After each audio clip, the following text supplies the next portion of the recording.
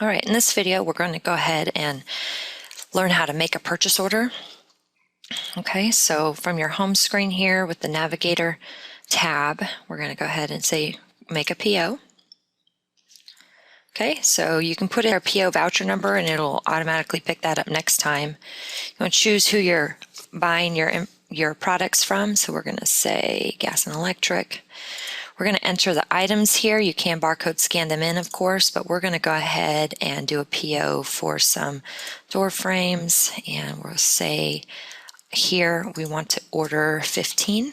Okay, it's going to pull the automatic price we have set, but you can change that at any point in time.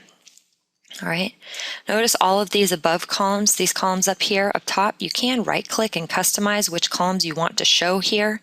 So you can see what is the price, like the sales price, what is our reorder point. I can add that here so I can make sure I order at least how many I have as my reorder point. You can add unit of measure, the vendor code, so if the vendor has a different code, you can add, you know, if the print tags, yes or no, extended price, all these different things, item description.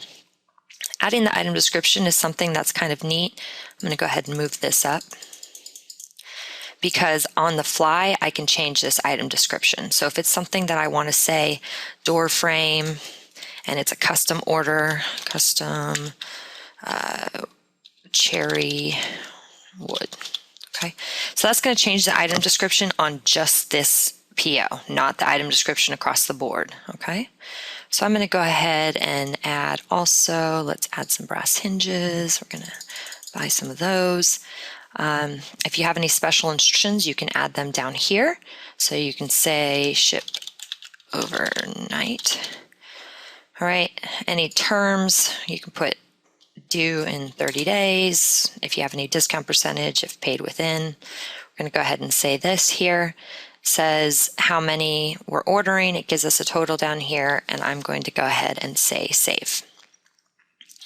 All right, now when it comes to time to receive the inventory, we're going to go ahead and say receive from PO. Okay, it's going to pull up all of our open POs. So I'm going to click on this one and say I want to receive items. It's going to tell me how many do you want to receive. Okay, I'm going to say, let's see here, we're going to say just select all for now. It's going to tell us how many. It just pulls over all of them. Let's say that we only received 10 here though. Okay, any special instructions again, if I want to copy it from the receiving voucher, that ship overnight special instructions comes through.